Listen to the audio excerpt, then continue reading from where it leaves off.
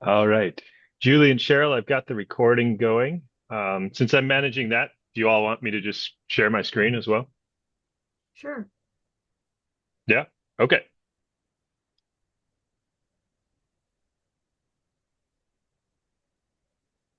Julie, you're muted.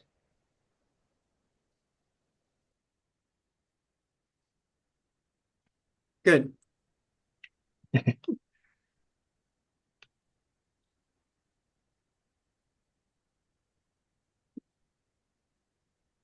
Do you think we should give it a minute or two, or that we have everybody that's going to join? This is Celine. I'm sorry I'm not on camera. I'm having some trouble, some technical trouble, but people were having a hard time finding how to go to the breakout room. So Oh, I don't thanks, know if Selena. that will impact. Hey, Jason. We'll give Hey, it a hey. minute. We'll give it a minute or two so people can navigate the breakout rooms. My son didn't have school today because of the cold. Really? They had a cold day. How cold is it? It's not that cold. As the mom who had to stay home with her kids. It's in the teens, but the wind chill puts it in single Yeah, digits. And they yeah. usually do, um, if it's single digits in Cincinnati, Ohio, there's often a snow day anymore. Hmm. And Well, back honestly, I think it's the schools being proactive about their attendance data. Mm-hmm. You know, they're That's worried pretty they'll cold, take a Julie. hit if That's kids pretty aren't gonna. cold, Julie. It is cold. Yes, Selena and I are not ready to experience those temperatures. Uh, No, it's 50 here and I'm yeah, complaining. yeah, Oh, exactly. I'm doing my last workday from outside probably in the next week and a half at least. my goodness. Outside. Yeah. It'll be back to 70 here on the Mississippi coast, Jason, on Sunday. So All right. I'm Um, looking forward to it. Oh, we get excited when we get in the 50s now. I guess no one on this call is from Erie, Pennsylvania or Buffalo, New York. Oh, They poor got like people. pounded with snow. Awful. Well, it looks like we have a good Yes, size we group here, so maybe we should go ahead and get started and thank our presentation from the SPDG National Meeting. I'll let each of you introduce yourself. I'm Julie Morrison. I'm a SPDG evaluator really since 2007. I live in Ohio and as a lead evaluator for Ohio. I'm an external evaluator for Michigan, and I'm also an external evaluation for Pennsylvania's SPDG. Um, Jason or Cheryl? go ahead, Cheryl. Oh, okay. Well, I'm Cheryl Huffman. I live in Oklahoma and I'm the evaluator, external evaluator for the Oklahoma SPDG and have been with them a long time. And this is you can't really see her because she's gray like my sweater, but this is Sweetie. And I'm Jason Torres Altman. I'm on the evaluation team with New Mexico. I'm about 10 or 12 years in here of serving SPDIGs, various states as an evaluator as well. Um, I'm outside and I live kind of in the swamp, so I don't have a cat nearby because that potentially would be alligator food. Oh, no. Inside cats. Yeah, yeah. So with that, Julie, should I turn it over to you? And can everybody see without me going through the hassle of doing presentation mode? Can you see Yeah, it big this enough looks on your screen? great. Yeah. Okay. It's good. So what we did in preparation for this big national meeting was kind of brainstorm among the three of us, and then we also talked to one of our project directors and really refined our list of 10 things which we would have known about SPDG evaluation. We actually have 11, so we have a bonus for you all. And Jason, if you want to flip to the first one. The first one, which many of you who are veterans of SPDG know that the project year, the reporting year, the school year, and depending on the state, the fiscal year, all have different start dates. And this can be very confusing for those who are new to SPDG, either as a project director or particularly as a project evaluator, because you're thinking, oh, it's the end of the school year. We're so accustomed to think of an end of school year, maybe August to June or September to June or May. And then now we're thinking like, oh, well, we have to have everything in to report on by the end of the reporting year, which is the end of February. So February 28th or 29th, if it's a leap year, is the end of the reporting year. And then the first day for the new reporting year is March 1st. So that always takes some adjusting, and particularly like some of your implementation measures that might span an entire school year. You won't be able to report on that final data point if it's gathered after February, right? March, April, or May. Mhm. And our student outcome measures, for example, if you're using, curriculum-based measures, fall, winter, spring, beginning year, middle of year, end of year kind of data, you won't have that spring benchmark data in time for your APR. And so it just takes some constant like planning and adjusting to keep all the reporting periods straight. Jason or Cheryl, do you have anything to add on that? Um, well, I will say that there have been years when I've been with my SPDG where we have really had a wrap it all up of the school year in early summer when after all the data was in. And that was a really help to me in not having to wait, until another almost whole school year was through before I would get back to the data that then I had to report in the next APR. The data that came in April and May and really completed the project measures. So I would suggest, I wish I would have known how helpful that would have been Yeah. in my early days to Yeah. have really done a wrap up in the summer, get it down before too much other time goes by and you're off on another year. Right. Yeah. Yeah. And then Yeah. don't forget for your APR to include everything from all the way back from the previous school Right. year, everything that's post March on. Right. Yeah. And if you wrap that up in the summer, then at least you have it and you will have noted all the important things that you have to include in the next APR simply because they came in after you had to turn it in. Mhm. All right. Jason, you want to advance to the next Yep. slide? So the second point, and Cheryl, I remember you offered this one, that SPDG evaluations don't follow the traditional goals, objectives, activities, structure of grant program development and accountability that we're kind of used to. So, many of us in our training and professional experience, we think, well, what are the goals? And then how are we going to measure the goals? Well, with SPDG, they give us the performance measures. And so, we are accountable, beholden to report on the SPDG performance measures and then any project measures of local interest. And so that kind of where it doesn't align perfectly with the goals, objectives, and activities structure, we do have to report on this SPDG performance measures. And Cheryl, was there anything more that you wanted to add on that one? Well, I think what I've found over time is that with each new SPDG, where we had to turn in an application that really focused on goals, objectives, and activities, and the performance measures too, because that's in the evaluation plan. But I would spend at least the first month into a new SPDG rethinking and adapting the goals, objectives, and activities into kind of new formats. And also, that's a time when you work with your program officer to you might want to make some changes at that time. If you find your things are not working out or some things are going slowly. But at the beginning of the grant, I know everyone is so interested in just getting up and implementing. But it's a time too, before you get too far into implementing, to really go back and look at those in the context of how you're going to have to report on them at the end of the year. And that one gets to the next one if you want to advance. So what I've seen over the years is people are recognizing that ultimately they're going to have to report on the SPDG performance measures.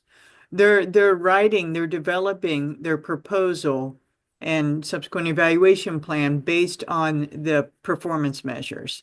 So, getting away from having maybe a dozen goals or objectives, some of which are maybe more process, and instead saying, well, here's what we're going to have to report on. So let's make these the focus of our proposal. And it does seem to make more sense, and is more streamlined and easier to show accountability if you have that structure set up when you're proposing. And I would just say for this one, one thing I've worked with states on as I started partnering with them is to really think deeply about, as you think about a performance measure you may have or you may be proposing or kind of throwing around there to potentially include in your proposal, would the result of that calculation be meaningful to you at any time other than just before the APR is due, right? And if the answer is no, there's a potential that that measure is just extraneous, right? You're just kind of maybe feeling like the more measures you put in there, the more impressive it looks or something like that. Like you're doing it for some other reason than your project management. And one example of that is one state I started with one time. I think the measures were in the 20s or maybe even in the 30s. It was mid-grant. And one of the measures, for example, had to do with graduation rate, but it was I think, K through 2 initiative. And so we started to think about whether that number was actually relevant to the programming, right? And so kind of a perfect example maybe of that way of thinking there. Yeah. And a lot of times, in the course of your evaluation, you generate new questions. And so you can always be collecting data and answering questions, more formatively as you go. But if, when you write your grant proposal, you're really committing your project to this is what we're going to evaluate. And so you might be a little bit more judicious and not have, how many did you say, Jason? Like 20 or I 30? think we were very near 30 Yeah. to So, start. try to be mindful that more isn't always better. Yeah. And you can always collect the data, but once you say you're going to evaluate it, you're kind of committing the project unless you would have that conversation with your project officer and rethink your measures or your logic model. You want to move on to the next one? Projects are going deeper, not wider. What I have seen, and Jennifer just had a comment, also look for existing data sources. So some of the questions that are naturally evolving from your, formative evaluation, you might be able to answer with existing data. So it doesn't necessarily mean, proposing a whole another evaluation question and adding data sources. Projects are going deeper, not wider. This is another trend I've kind of seen, is that instead of having very large sample sizes, a number of participants or districts or schools, and when you have so many, you can't get very far.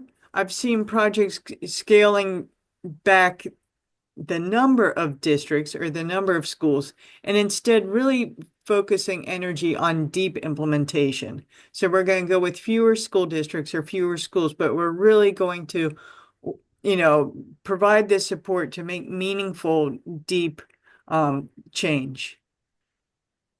Another way you can look at that is that over time, projects may decide to go deeper in the sense that they focus on fewer initiatives and fewer components. The first SPDG I worked on had, I don't know, 8 or 9 different areas they were addressing because they'd done a needs assessment and all these things came back. But as they got smarter and more into the SPDG itself, as a program, they decided to limit the number of initiatives that they were going to be focused on. And in that way, they really focused and went deeper into that particular initiative.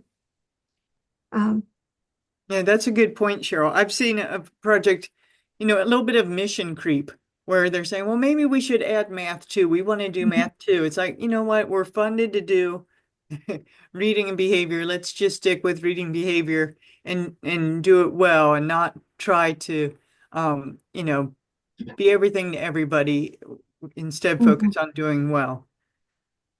Next slide, which is related, is focus on the implementation drivers. So you'll recognize that the evidence-based PD worksheet, rubric and worksheet is structured according to the implementation drivers. So we would begin with selection and then training and then coaching and so on and so forth.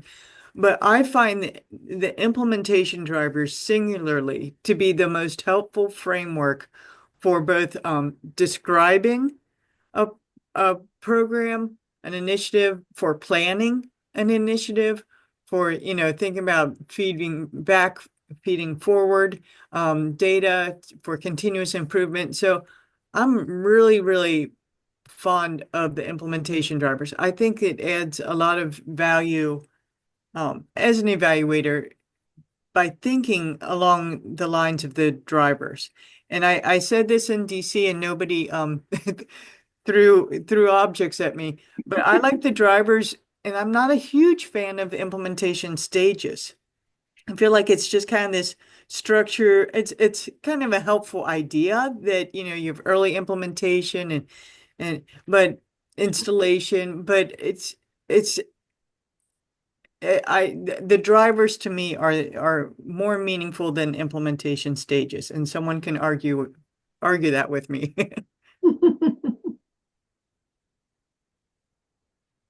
Next, that having the evaluator involved early in the project planning is critical. And it's critical at every stage, but also in the stages of developing the proposal, if possible. So working closely with the program evaluator alongside whoever's developing the proposal and the leadership team project director is really helpful for making those timely decisions for learning and continuous improvement and being responsive to what the data is saying and any changes that need to happen, any feedback you're getting from the field. So get the evaluator involved early.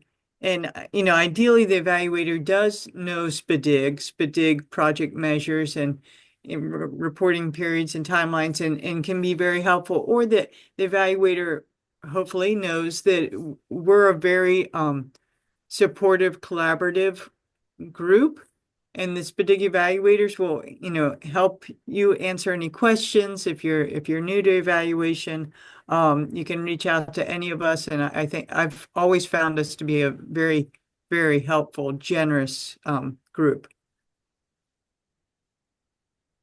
Well said, Julie. I think I would just add that, as evaluators, we're really always trained to start with the end in mind, right? Like, what is the purpose of the work?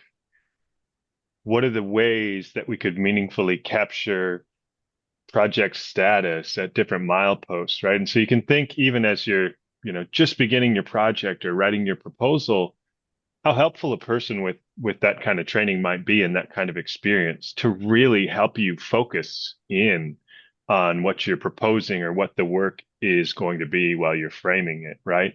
And keeping you like strong and narrow in the efforts that you're trying to make.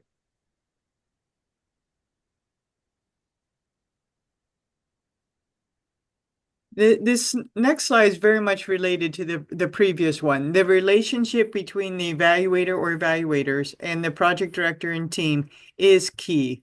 So, to have a project that's successful, that runs well, that is making progress towards its intended outcomes, having that good collaborative relationship is just so very important. We can move on to the next one. relatedly, projects need to have at least one person driving. So I've seen projects kind of flail when there isn't one person who is in charge. It might a lot of our projects have turnover, and there might be periods of time where the project director is gone, but there's not a new person in place, and it's really, really disruptive. So having one person who's clearly, waking up every day, driving the innovation is so important. That person has the eye on the prize. How are we going to move this big project forward? And then the evaluator can ride shotgun.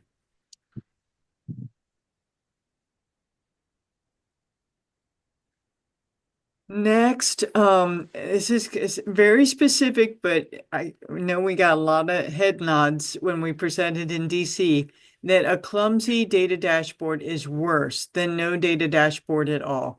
So projects need a project level data system guru, somebody that really knows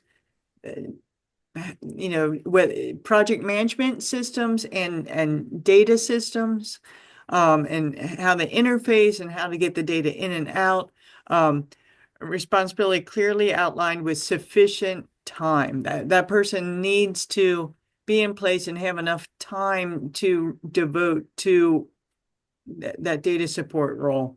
And what I found is that person doesn't need a K to 12 background.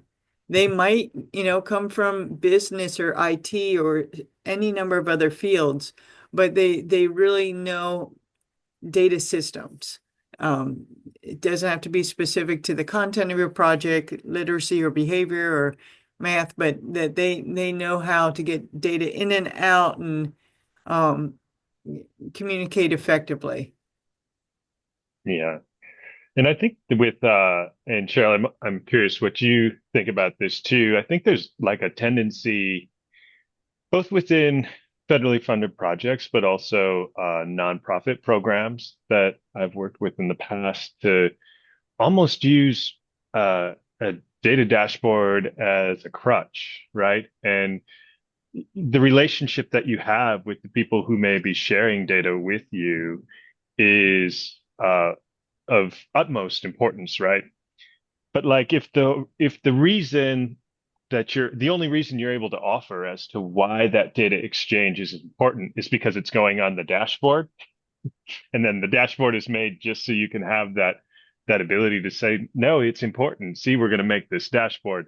That may not actually be a strong enough, a good enough rationale to develop a dashboard at all, right? So the utility of that product needs to be specified, and the audiences need to be thought about carefully. And Cheryl, I don't know if you have anything you want to add. No, I agree. Yeah. How you communicate the data is all important, and changing the way you communicate it to different audiences is really critical. Mm-hmm.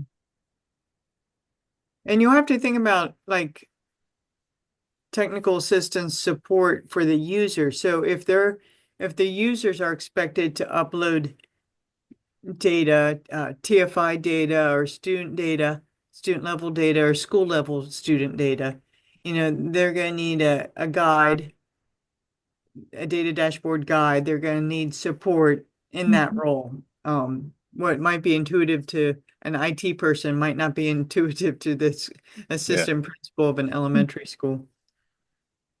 Let's see. I think this is our 10th one of the 10 things I wish I would have known.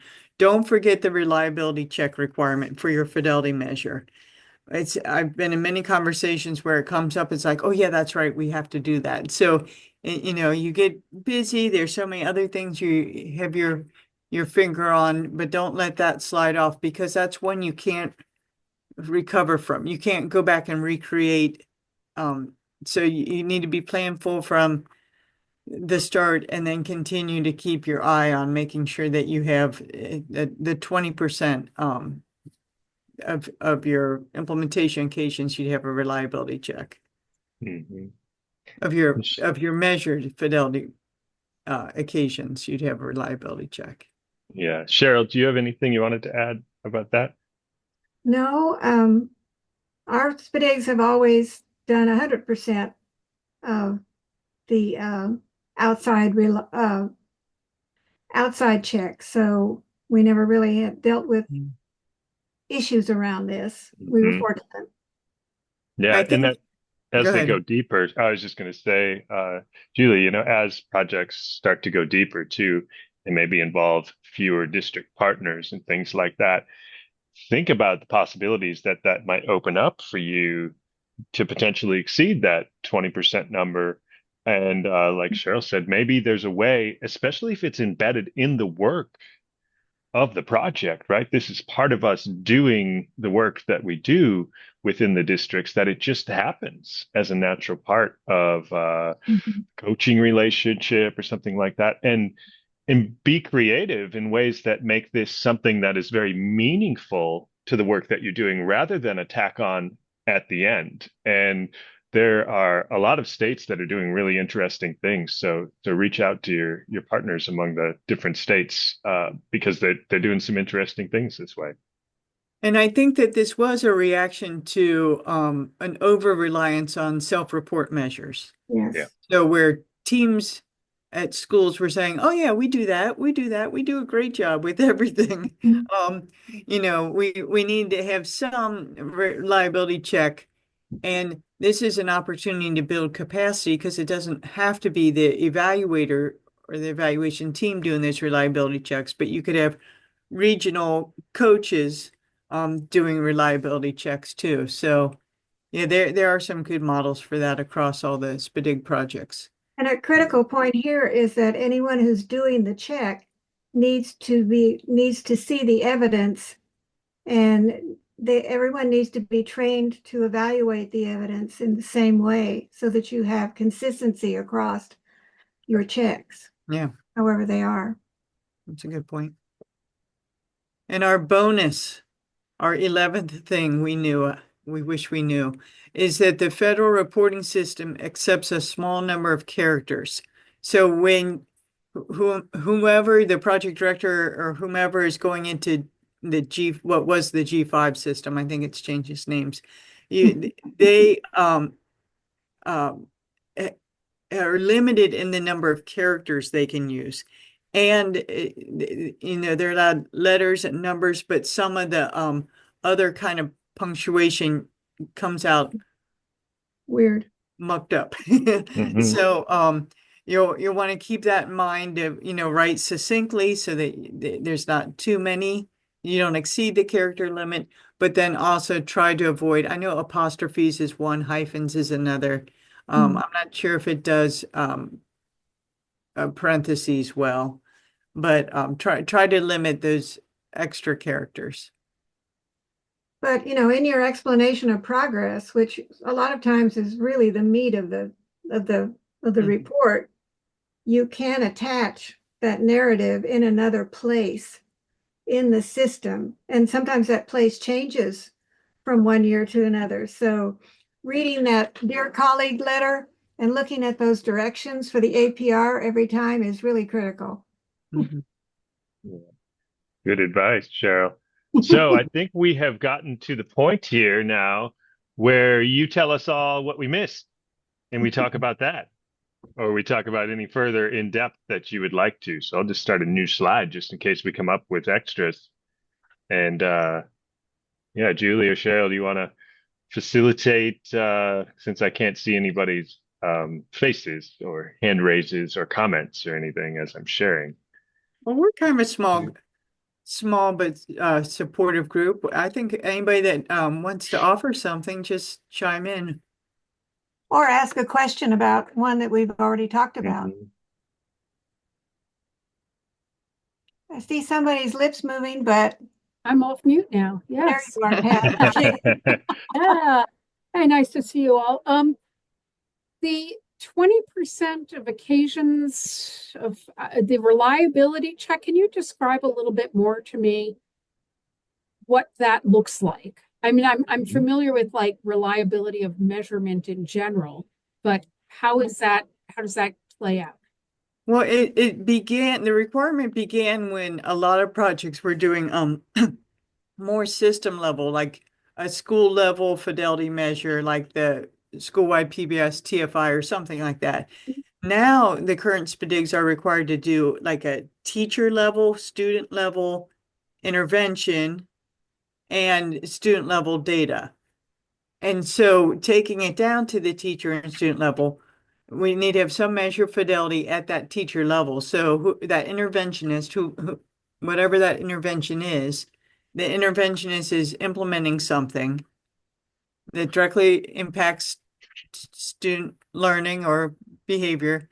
We need to sample, the number of times that implementation fidelity is measured to know that the teacher's implementing his plan.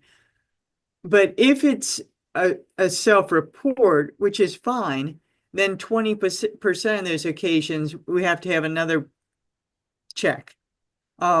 It could be permanent products are generated from that intervention, so that could be like a separate check, or it could be a literacy coach or math coach comes and observes and does a check. Okay. People have used technology because some of our states are vast and it's hard to get in person. And so I know, Bug and Ear was one that became popular years ago, but you could also set up a laptop and the teacher could do the intervention and someone can be zooming in and watching the intervention and completing a checklist. So there has to be something at that intervention level to know that the intervention is being implemented as planned. And then some way to verify it with a reliability check. Okay. And anybody else want to add anything? Because I gave my quick and dirty. Well, the way we worked it was when we were doing systems level at the district and the site level, we had a fidelity measure that we would do. We would do it pre and then we would do it post. And on the post is where this reliability check came in the sense that the people that had worked through, that we've been working with, the teams, they were not the ones who were conducting the final fidelity measure, the conduct of the final fidelity measure. It was someone who had not been working with them. We had a series of coaches that were assigned to a particular sites, and they just switched sites and did each other's Yeah. final fidelity check. So that's the way it worked for us. Yeah, When- we've had other consultants observing other consultants' Right. schools. And that does work well. And Amanda Working kind of had that same idea in her comment that this is a good opportunity to build capacity to do Right. these reliability checks if you have other consultants or coaches observing in other schools. We're trying to Whoops. build that internally so that like the districts can support that kind of fidelity check outside of like to try to build their systems piece in there Mhm. and make it part of their way of work. And then again, the key here is that you train everyone who's going to do this, so there's consistency across the board. And Thank it looks you. At a looks like time. we're being called back. Yeah. It was Now going to be titled 16 Things to Make Those EBPD Blues Go Away. So with that, we're just now at 5 to the top of the hour. So I'll reopen the rooms and you all can reselect which rooms you want to go into. And we will come back at West Coast time, 1:25. We'll see you all shortly. Where do we select? It should be available to select now. Hey, Cheryl. We ended up in the same spot. And Ken and Selena too. Courtney, were you also? I think. Yeah. We are traveling with each other into and out of these breakout rooms. Before I forget, I'm going to start doing I think I need to stop.